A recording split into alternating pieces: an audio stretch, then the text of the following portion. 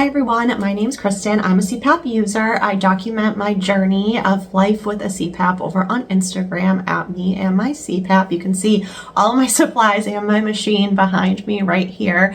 But I am teaming up with Sleep Play to answer some of the most asked questions about living life with a CPAP machine. So today's topic is all about managing CPAP while you're in a relationship or dating, looking to be in a relationship. So the first thing to keep in mind that a lot of people don't really think about is that oftentimes it is somebody that's sharing a room or sharing a bed with you that alerts you to the first signs of some kind of sleep disorder. So say, you've never shared a room with anybody before, but now you've gone off to college and you have roommates, they might be the very first person to tell you that you're snoring really loudly, you're gasping for air in the middle of the night, or that you're just getting up frequently to go to the bathroom. You might not have ever realized those things before, and those are some red flags that there might be more going on underlying with your sleep.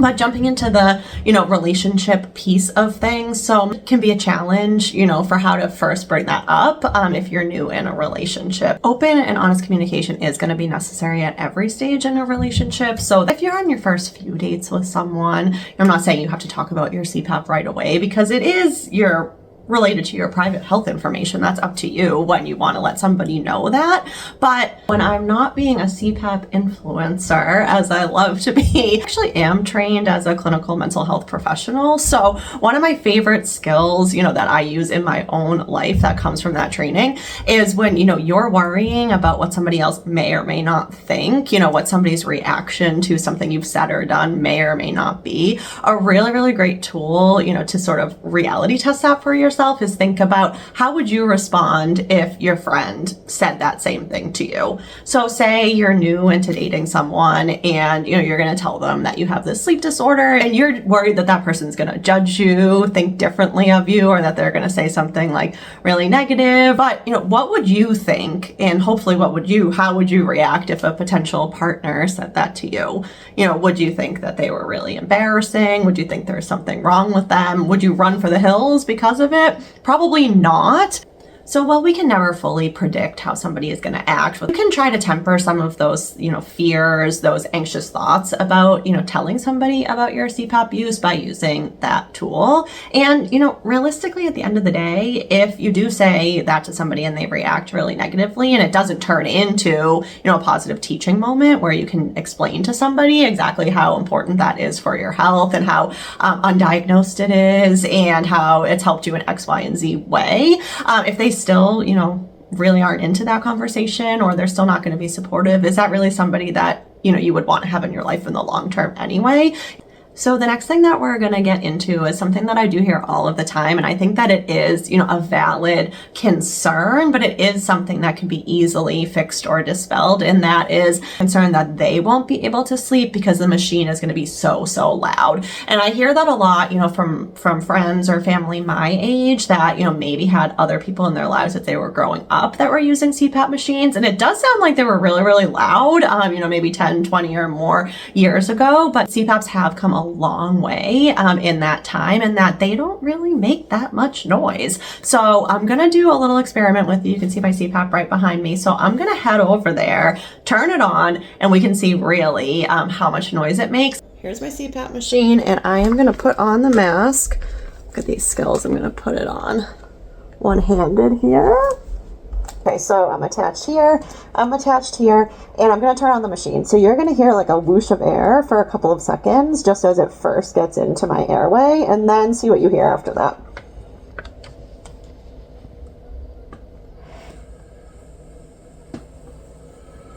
Now I'm going to show you how a white noise machine, this is actually a very small, simple travel white noise machine, will drown out any of the noise that comes from your CPAP.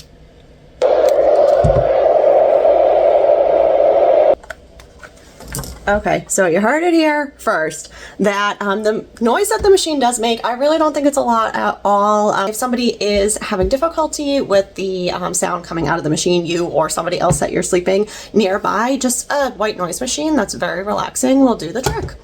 All right, so hopefully that was helpful so that you can sort of hear and understand how much noise the machine does make when everything is hooked up properly. But that's the big if. if and when everything is hooked up properly. So I actually hadn't had this happen in like 4+ years of using a CPAP until very recently, a couple of weeks ago, where my mask was making this whistling or squeaking noise, and my husband kept trying to like jolt me awake. I was kind of, in my sleepy state. I didn't really like compute those things. And so instead of just really waking me up and saying like, you got to do something about this mask, he went out and slept on the couch and then didn't get really great sleep. But then as it turns out, I didn't get really great sleep either. So I looked at my Air app that I have with the ResMed, and it was really interesting. So basically what actually had caused this was that I had forgotten, I didn't put on my calendar like I normally do,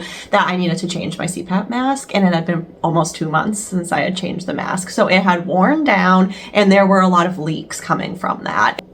And the great thing about this app that ResMed has along with the CPAP machine is it actually picked up on that. So I'll try to take a little recording actually with my husband's phone, because it's great for patient privacy reasons that the app doesn't let you screenshot or screen record anything. But I just want to show you guys that the night that really I had so much squeaking and whistling in my mask, I had way more apnea events during the night than I usually do. I had more like awakenings. It also did say to me basically like, your mask fit, it is not all right. If you are experiencing any kind of like noises outside of the very, very dull noise that the machine just makes at baseline when it's on, look into your supplies, make sure that your mask is properly fitted on the side and properly fitted on your face, and then you should not be experiencing any of those issues. So the final thing that I wanted to talk about, it actually been trending a little bit lately throughout the news. I've seen a lot of news articles and videos about it, which is the idea of a sleep divorce. So that's definitely an option to consider if you or your partner are having difficulty falling asleep in the bed together. And that can be for some people are very light sleepers. Some people are very sensitive sleepers. You might have different schedules through your responsibilities during the day. Your work schedules might be different. So you're getting up and going to bed at different times, and that might disrupt the other person's sleep. Or sometimes people are very, very sensitive to other people's normal movements throughout the night. So I'm saying this actually can be a really, really important option for people, as long as it's something that you communicate about. And if it's coming from another underlying relationship issue, of course you want to talk about it and try to get to the bottom of that before you just jump to, all right, we're not going to be in the same room ever again. But if it's coming from, somebody is not able to get good restorative sleep because of something in that sleep environment, could be something that you try out, a couple nights at a time and see if it does make a difference. So hopefully that is helpful for people. I do just want to encourage you that, go on your own timeline, figure out how you want to communicate it to other people, however and when you want to communicate it to other people. I always have, just because it made such a difference in my life when I finally started using a CPAP machine, I just kind of decided right then and there I was never going to feel any kind of shame or embarrassment about it, which obviously is easier said than done. But that in my head, that switch just went off immediately of like, I need this. This has made such a big difference for me. And I don't really care, if other people think it's X, Y, or Z. So I'm always very, very open about it. So really at the end of the day, any supportive relationship that you're able to have with somebody else in your life about your sleep disorder is going to go a long way in your success with your sleep, and ultimately maybe encouraging other people to check out their sleep as well. So any questions, you can comment this video, or if you have your own stories to share of things that helped you, didn't help you, worked well, didn't work well as you were navigating CPAP and relationships, we would love to hear it. Thanks. Bye.